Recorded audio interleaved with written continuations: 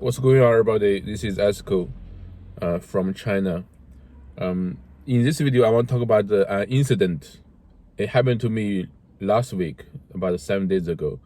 I was almost fined 10,000 yuan by the government. 10,000 yuan is about $1,500. I think it is a lot to me, and it is a lot to most Chinese. I want to tell you why they want to fine me, what happened to me last week. And before that, I want to talk about, last time I talked about my work. I was about to quit my job. So what happened after that?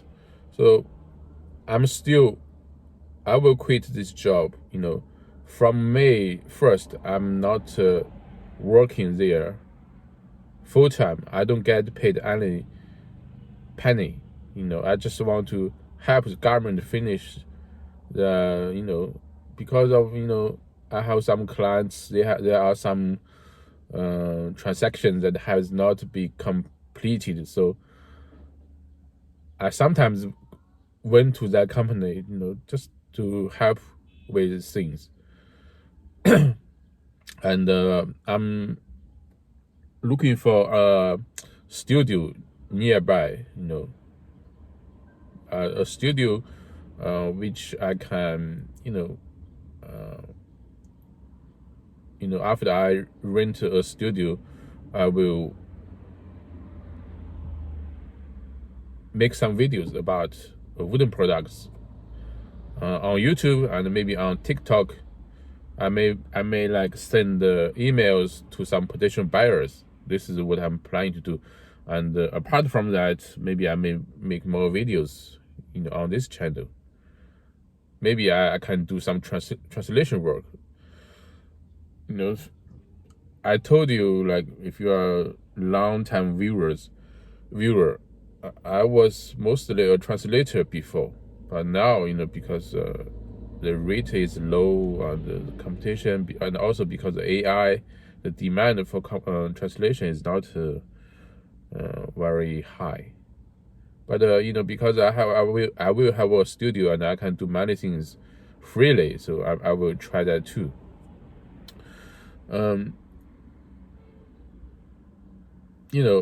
The boss, after I said I would leave, the boss wanted to, he didn't want me to leave. He said, "Oh, I can give you an office for free. You can only pay the electricity and the water fee." I'm not doing that, the trust is gone. The trust is gone. Even the pay, my salary, my March salary and my April salary, he hasn't paid a dime. My March, in March, I have my commission and also the money I paid to the supplier. Maybe, for example, like the cartons, like the packaging materials, I paid to the supplier out of my own pocket. He hadn't paid me. So March, April, that is about 10,000 yuan. I already, gave him the list. You see, this is my base salary, this is my commission, this is how much I paid to this person, that person. In total, it is also about 10,000 yuan, about $1,005. But he hadn't paid. I think he's, he want to use that kind of money to cover the money, the production cost of the shelves. We have some inventory product, because that client didn't pay the balance. He want me to sell. So I can sell on PDD, which is almost like China's Amazon, but it's selling slow and I'm selling at a loss. I have to sell below cost. If not, nobody is buying. So he wants, it's not totally my fault. The client didn't pay the final payment. So, and also there are other issues. So I don't want to work with that company or that boss. So the basics, the foundation of a cooperation is trust. There's no trust. So even if he said, "Oh, you can rent this office for free," we can still, help each other. I'm not doing that. And also, he flip-flops too much. I don't trust him anymore.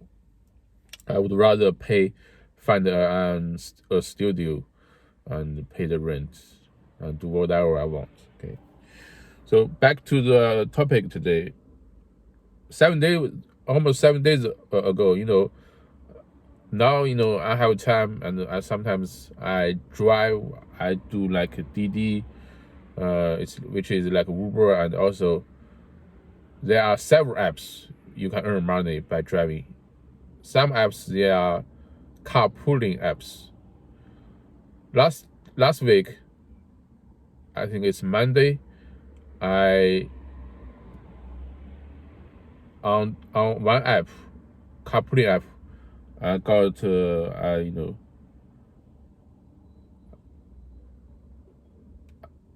I found like there are two people separately.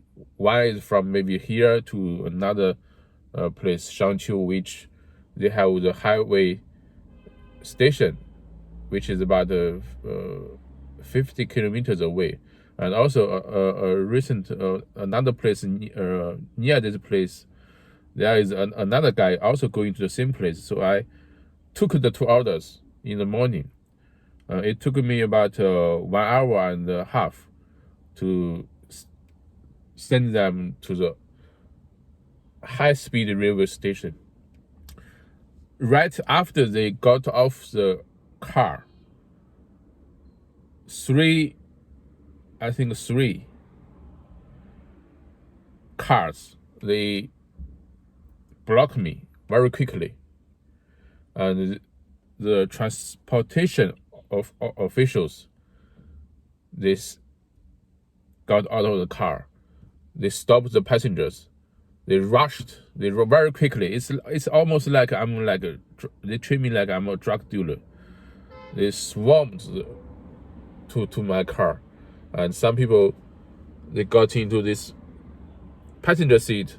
Some people stand maybe in front of the car, stop this car, and some people stopped the two passengers. They take notes. Oh, where are you from? What is your, where do you live? What is your destination? How much did you pay to this driver? Now, I want to tell you that in China we have Didi, which is like Uber, but it's not like the West. In the West, I think you can drive Uber when you are free, but in China, you have to have the license. You have to have the license. Your car, it's like your driver license has to be commercial. Your car has to be commercial, which means that the cost is high. The car, you have to be at least, in most cities, they require the car at least to be $20,000. And also, if it's a commercial car, the insurance will double or triple. So, but I'm not using Didi Express. I'm using Didi Carpool. Dida is another app. It's carpooling. The rate is lower than. This is not.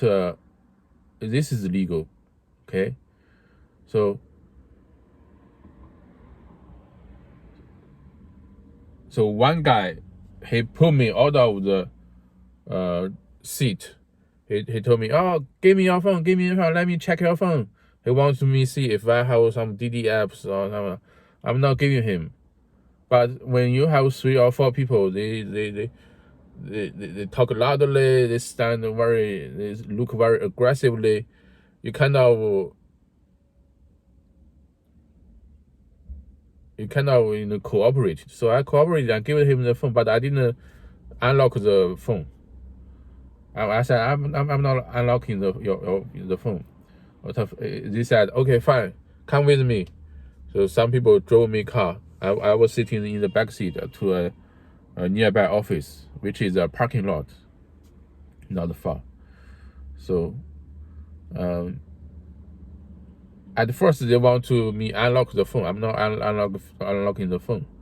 He said, fine, if you don't unlock the phone, we will, you cannot go home. We will, keep your car here. It will take like maybe several days to finish the issue. And also he said that, it doesn't matter if you don't talk. We have the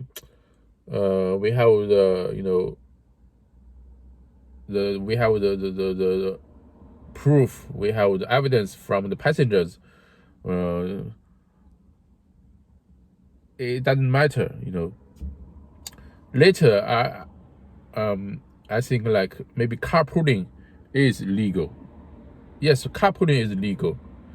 The rate of carpooling is less than the rate of like Didi Express or Didi Limo, something like that. And you don't have to have the license. So I asked one guy. He said, if it's carpooling, then it's okay. Just give me your phone. Just unlock the phone. So okay, let's unlock the phone. I told tap the passport. So they unlock the phone. They check my WeChat transaction, WeChat message. So I don't have any conversations with passengers. I only receive orders from like the websites or platforms or apps.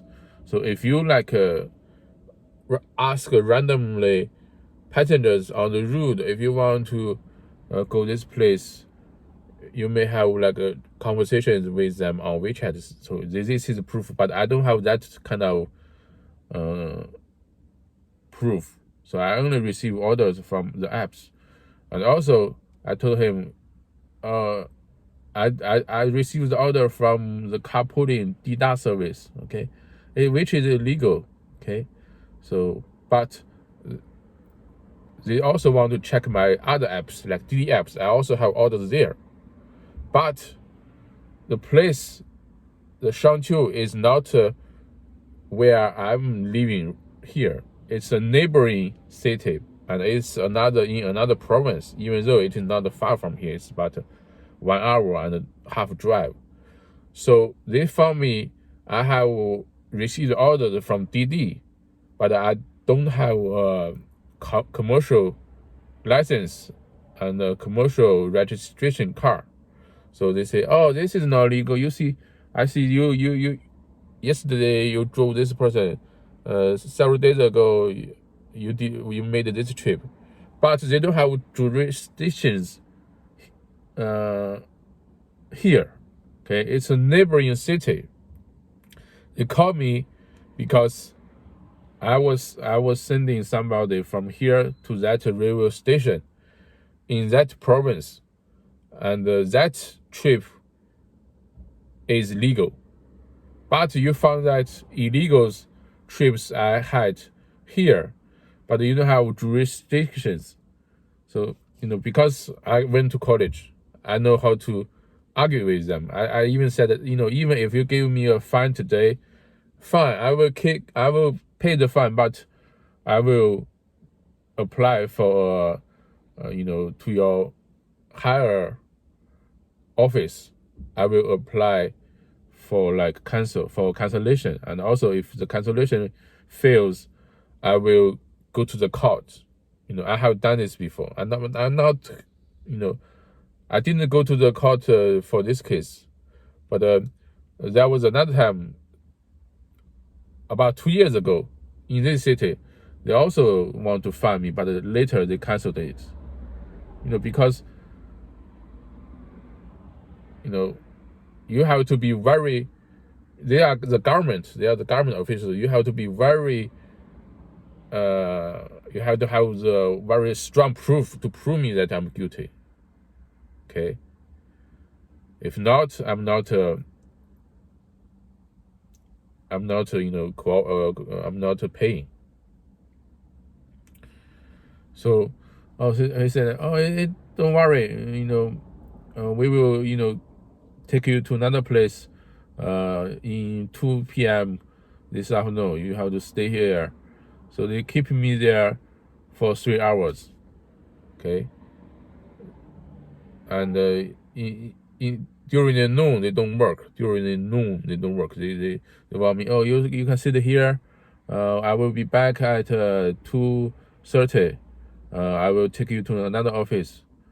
But before that, at about 2, the official, he told me, oh, come here. I see you are cooperating. I see it looks like you are a good citizen. So this time I will let you leave with a warning.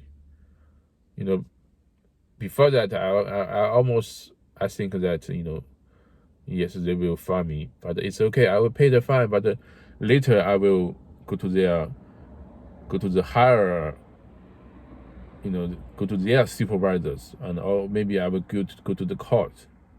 So they also see that they don't have very strong evidence. So that guy said, oh, I will let you leave with a harsh warning. Okay. And you write down the guarantee. You guarantee like next time you will have the commercial license or the commercial registration. Or if you want to do the carpooling, you strictly follow the rules. Okay. So they let me go. Okay. Now, by and large, I'm a law-abiding citizen, but I don't think there is a need, the management, the control is too much. For most Didi drivers here, if you work maybe 7 or 8 hours, you don't make the money because the cost is high. If it's a commercial car, the price is high. The insurance is high. Okay, in many cases, people they rent a car to do the Didi legally, but the rent every month is at least 3,000 yuan. So if they want to work 7 or 8 hours, 5 days a week, they don't make money. So they have to, most cases, it's like taxi drivers, and they also work like taxi drivers. They work 10, 11 hours a day. So why are you making this so costly? So that, I don't agree with that. So I don't, and also I do it part-time. I don't want to drive long hours. Okay.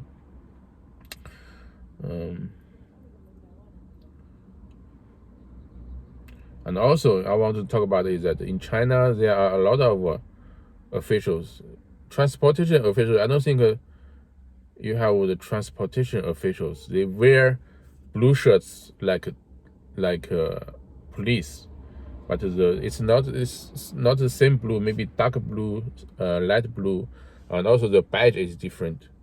And also, some people call them the transportation police. And